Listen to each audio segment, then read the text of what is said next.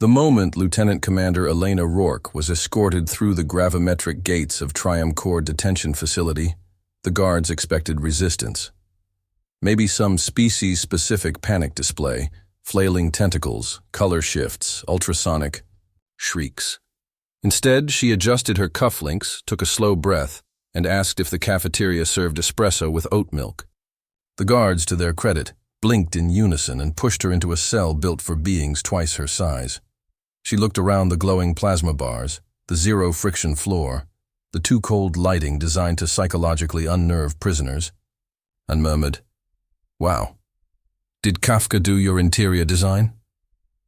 The arrest charge was technically bio-disruption with potential for interspecies harm, but the actual incident was far more ridiculous.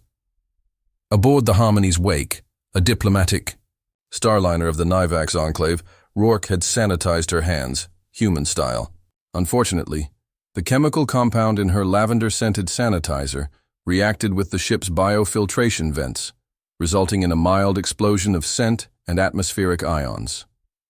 The Nivax, being delicate creatures with the olfactory sensitivity of a French perfumery, interpreted this as a biological attack.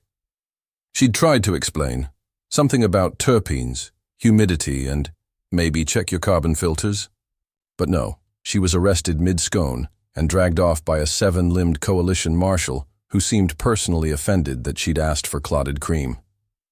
The Orcs coalition moved swiftly. An official indictment came within 2 rotations. News. Outlets across the galaxy spun tales of human chemical aggression and the Lavender Incident. Earth responded with a brief press release. "We are reviewing the allegations. Also, Lieutenant Rourke has requested her favorite mug. Please accommodate." The mug in question bore the phrase, "Peace wasn't built in a day, but I can break it in 5 minutes." When the tribunal summoned her to appear before the Coalition Assembly Hall beneath the Obsidian Dome, she arrived in full Earth Diplomatic Defense Corps uniform, crisp, pressed, and armed with exactly 1 data crystal, 1 steely gaze, and 0 tolerance for nonsense. The Nivax prosecutor, Proctor Halvex, began his tirade with alarming gusto. "We present evidence of intentional human negligence, atmospheric sabotage, and..." He froze as Rourke raised a single finger. "Quick question, counselor," she said sweetly. "Your timestamp is off by a rotation. That violates Code 44.6, subsection Gamma Delta. Or did we stop obeying math this century?" Halvex opened his beak. Nothing came out. Somewhere in the audience, a gelatinous ambassador made a sound like a squelching balloon. Unfazed, Rourke stepped forward. "If I may, I've prepared a brief, emphasis on brief, overview of what actually happened." She pressed a button. A slideshow burst to life behind her in glorious, retina-searing holographics. Title: Interspecies Protocol Compliance, a Preventable Catastrophe. The first animation, a rotating pie chart on air filtration negligence, caused 3 Nivax observers to cover their photoreceptors. "This," she continued, "is your own atmospheric log. As you can see, your carbon scrubbers hadn't been serviced in 4 cycles. Frankly, I'm impressed the air didn't ignite when someone farted." She clicked to the next slide. Methane. Saturation levels, air ion readings, and a cross-reference showing that the fabled chemical outburst coincided perfectly with the time she used hand lotion. "Here's your problem," she added. "Not malicious human toxins, just mango-scented. Moisturizers and lazy maintenance. I've highlighted the problem area in orange, because nothing says catastrophe like poor hygiene." As Halvex sputtered, Rourke paced like a lecturer who'd just found her favorite podium. "Also, this," she said, displaying another chart. "Labeled diplomatic overreaction factors, ego, hubris, or both." The Nivax delegates bristled.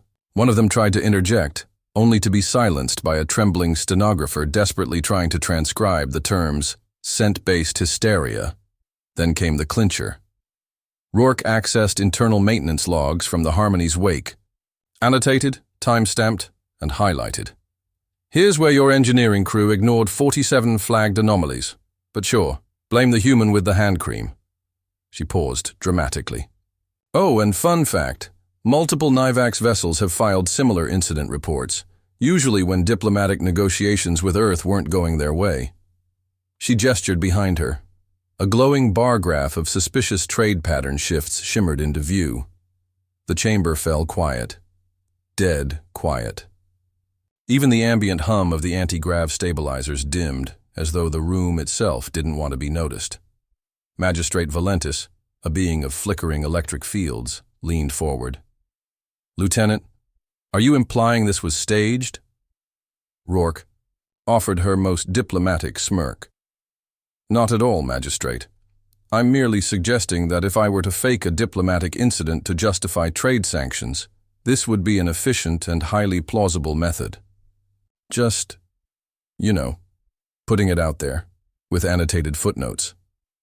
She slid one final crystal across the bench. This contains the side deck.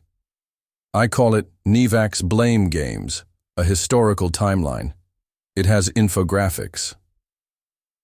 Somewhere in the audience, a reptilian analyst vomited in his briefcase. Magistrate Valentis didn't speak for a long time. When he finally did, it was with a flickering of subdued awe. You may proceed with your full defense, Lieutenant. Rourke inclined her head politely. Wonderful. But first, any chance I can get that espresso now? The espresso never arrived. Something about security concerns and oat milk being classified as a cultural irritant under subclause 91B, but Elena Rourke hardly noticed. She was already in full momentum, waging a one-woman war of attrition with nothing. More than calibrated sarcasm and a library of weaponized data. As she stepped back into the obsidian dome for day 2 of the tribunal, there was a noticeable shift in the room's atmosphere. Not the air composition, though she made a passing jab about the continued lack of scrubber calibration, but the mood. What had started as a humiliating show trial had mutated into a procedural horror movie, at least for the Nivax delegation, who now flinched every time she adjusted her collar, fearing it might activate another slide deck. Proctor Halvex, who had previously strutted like a bird blessed with divine legal purpose, now resembled a feather-drenched anxiety attack. His feathers had molted in patches from stress, and he visibly shuddered as Rourke took her place behind the defense dais. Let's begin, she said cheerfully, as if announcing the start of a brunch menu. Today's presentation is called Contextual Precedents for Accidental Atmospheric Discharge, When Soap Meets Neglect. The title slide alone caused a ripple of discomfort in the audience, particularly among the vapor-based species who had no concept of soap, but found the term discharge deeply offensive. She clicked to slide 2, a looping animation comparing proper maintenance schedules across various coalition vessels. Harmony's Wake ranked dead last. Now, according to Coalition Code 88.12, Rourke continued, any vessel welcoming interspecies dignitaries must maintain regulatory environmental baselines within a plus 3% variance. Harmony's Wake was at 16%. That's not variance, that's a respiratory lottery. As murmurs filled the chamber, she activated a secondary display, hovering beside the first. Live testimony recordings from the Harmony's crew. A particularly damning clip showed a Nivax engineer muttering, "It's probably fine," moments, before the sensor logs flared red. Probably, Rourke echoed with the warmth of a disappointed mother. A word best used for cooking instructions, not toxic airborne reactions. Halvex tried to object, his vocal modulator spiking into ultrasonic pitches, but was quickly overruled by Magistrate Valentis, who'd begun developing a nervous twitch every time someone mentioned compliance protocols. Let the human finish, he crackled wearily. She brought references. Rourke took the opportunity to up the tempo. She projected a chronological heat map of every diplomatic incident in the past 10 cycles involving the Nivax enclave, highlighting a curious trend. Almost all occurred within a week of trade negotiations with Earth or its affiliates. Coincidence? She asked, eyes twinkling. Sure. And I suppose allergic reactions just happen to peak when humans are within 6 feet and scented. Her tone was razor dry. She clicked again. The next slide featured comparative reaction reports across multiple species to the same hand lotion compound. Spoiler: the Nivax had a reaction magnitudes beyond any other species, except for a fungus-based ambassador who had once mistaken the lotion for a snack. "What we're witnessing here," Rourke said, hands clasped behind her back, "isn't human aggression. It's centuries of infrastructural negligence propped up by a procedural smokescreen, seasoned with a pinch of diplomatic theater." She paused, then added, "Also, your ship's air intake smells like wet cardboard. Just as a personal note." The chamber, filled with 147 species capable of embarrassment, collectively looked away. Halvex, now visibly trembling, stumbled through a series of irrelevant procedural counters, only to be shut down each time by Elena's pre-prepared slides. One even included a hand-drawn illustration titled, "How to File a Complaint Without Embarrassing Your Entire Government." It was the most downloaded document on the Tribunal's shared archive by midday. The pressure inside the dome was building, political, reputational, and atmospheric. Again, those filters. When the session recessed, several delegates rushed to reevaluate prior Earth Nivax engagements, now shaded under suspicion. Rourke, meanwhile, remained seated, calmly organizing her next set of slides. A junior analyst from the Forial Syndicate, gelatinous and pink with expressive pseudopods, dared to approach her. "Lieutenant," it squelched nervously, "are you trained in legal combat?" Rourke smiled. "Oh no. I just really hate being interrupted during lunch." She nodded toward her crystal. "Also, I minored in procedural logic and passive-aggressive rebuttal formatting." The Forial slowly retreated, visibly afraid. Back in her cell, now slightly upgraded with better lighting and a courtesy water replicator, no espresso still, Rourke received an encrypted message from Earth's Diplomatic Defense Corps. "Proceed with extreme precision. Coalition sentiment is shifting. If they declare mistrial, the Nivax lose face. They'll fight back. Expect sabotage. P.S. Great job on the hubris pie chart." She smirked, then activated her next slide draft titled, "Weapons of Minimal Destruction, the True Cost of Ego." Across the galaxy, legal departments trembled, and not because of lasers. By the time the tribunal reconvened for the third session, the Coalition Assembly Hall resembled less a court and more a diplomatic minefield covered in spilled coffee and shredded reputations. The once dignified air of bureaucratic omnipotence had withered into barely contained panic. Delegates now arrived early, not out of protocol, but to secure seats close to the exits. Some whispered about covert Nivax retaliation, others feared Earth had discovered some terrifying psychological warfare technique that disguised itself as slideshow transitions and bullet points. Elena Rourke walked in carrying a crystal case, labeled Supplementary Evidence, Volender 4th, Absolutely Preventable Disasters, and greeted the guards with a chirpy, "Still no oat milk, a tragedy of galactic proportions." Even Magistrate Valentis appeared dimmer than usual, his energy aura flickering as if caught between dread and begrudging respect. Halvex, meanwhile, looked like a bird who had aged 10 solar cycles overnight. His feathers now had a patchy resemblance to abstract art, and he trembled each time Elena exhaled near the evidence projector. "Your Honor," Rourke began smoothly, her voice polished with just the right amount of diplomatic menace. "Today we'll be covering institutional accountability and the strategic misuse of environmental exemptions. But don't worry, I've brought pictures." The next slide appeared. A 3D animation of Harmony's Wake's bioscrubber system, rendered in nauseatingly precise detail. "See this component here?" she asked, zooming in on a corroded duct. "This should have been replaced 4 cycles. Ago. Instead, it was patched with, I believe the technical term is space duct tape." Halvex sputtered in outrage, but she continued. "Now, I'm not saying your maintenance chief was incompetent, but if negligence were a performance metric, they'd qualify for a commendation in catastrophic unawareness." She shifted to a series of interdepartmental messages, obtained through Coalition Freedom of Information filings, showing internal warnings that had been ignored.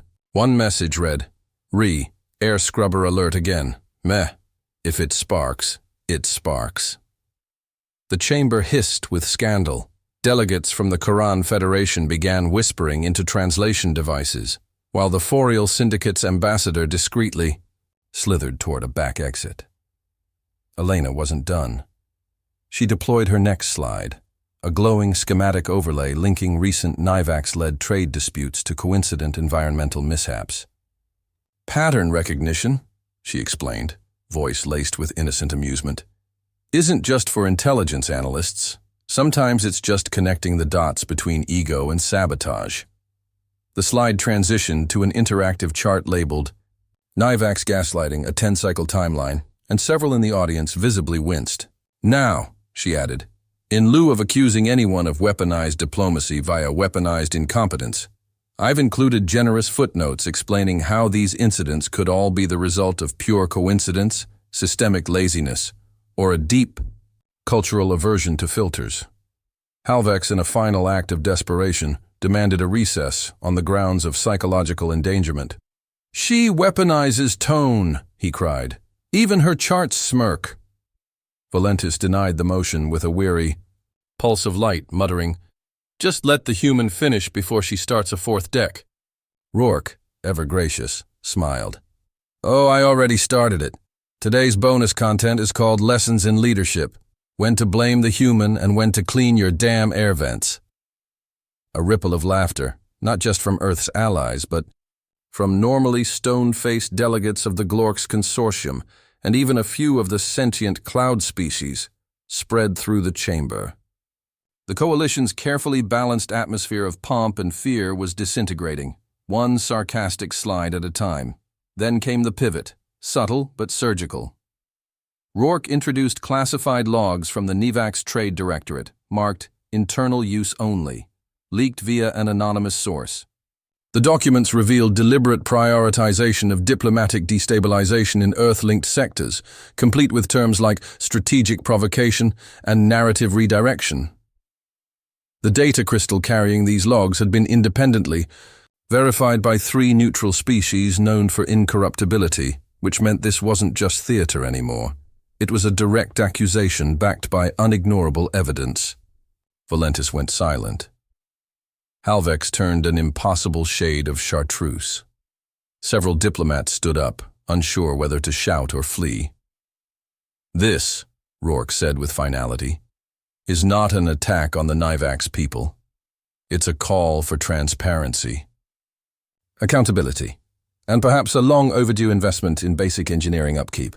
She clicked to her final slide, which read in soft lavender text, when in doubt, ventilate, especially your politics. The room was silent for a full 30 seconds, then applause, awkward at first, from a slug-like ambassador with no hands who clapped via rapid tail flicking, spread through the chamber. Even the arbiter's glow pulsed in what might have been approval. Elena Rourke stepped away from the dais, calmly gathering her data crystals. She paused only to glance at Halvex, whose pupils had fully dilated. Don't worry, she said kindly. I saved a seat for you in the after-action audit, front row. Then, to no one in particular, she added with a sigh, if I ever say, I miss diplomacy again, someone please confiscate my keyboard. Elena Rourke arrived early on the 4th and final day, not because she expected drama, but because she wanted to calibrate the color scheme on her final presentation. Something about the soft blue on the Nivax crest clashed hideously with her title slide. And if she was going to dismantle an empire's credibility, it was going to look aesthetically flawless. The Coalition Assembly Hall was packed beyond protocol. Every delegation from the Orcs Coalition had sent at least one representative, and most had brought popcorn equivalents. Surveillance drones hovered like vultures in a courtroom, broadcasting live to billions across the galaxy. Earth's public channel simply ran a banner. She brought backup slides. Halvex, the once proud avian prosecutor, looked barely sentient now, feathers molted into a tragic halo of shame. He didn't even object when Rourke walked to the center platform and pulled out a small, unmarked data crystal. "Your Honors," she began calmly, "today I present the final component of my defense, probabilistic incident forecasting and weaponized bureaucracy, a multi-species cautionary tale." As she inserted the crystal, the lights dimmed, automatically, almost. Reverently, as if the building itself had learned to fear her decks. The first slide appeared, not with a bang, but a quiet, dignified fade-in. It was a graph comparing the pace of Nivac's diplomatic complaints with the increase of Earth's influence in trade and policy-making. Then, overlaid across the same timeline, came another trend: subtle shifts in environmental system failures, all on vessels adjacent to Earth delegations. "We are not the cause," Rourke said plainly. "We are the pretext." The chamber murmured. She continued, transitioning to legal records from obscure planetary councils, most of which the audience had never even heard of. These showed a quiet, systemic pattern. Whenever Earth gained diplomatic traction, Nivac's-led subcommittees pushed environmental or regulatory infractions into tribunal jurisdiction. "If this is diplomacy," she said, pointing to the damning correlations, "then it's diplomacy via sabotage and paperwork, which I admit is very on-brand for the Coalition." Valentis flickered in silent agreement. The gallery rustled as her next slide, titled, "Oops, How Plausible Deniability Became Interstellar Strategy," laid bare the motivations behind the so-called biodisruption charges. Leverage, not justice, not safety, leverage.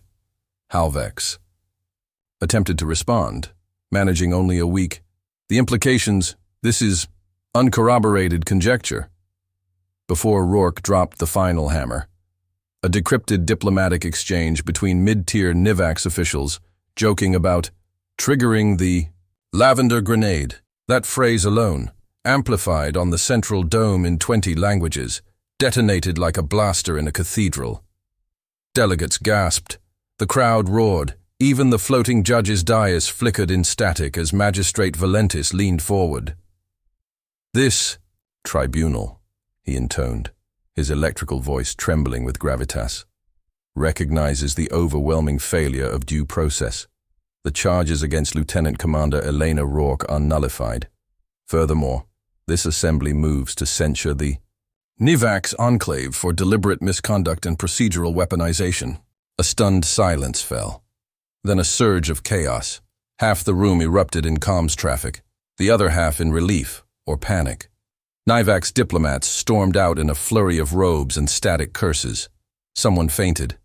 Elena, meanwhile, closed her crystal case with a soft click and turned to leave, but not before leaning toward Halvex with a gentle, devastating murmur. "You really should have updated your firmware. I can smell your cache corruption from here." Then she was gone.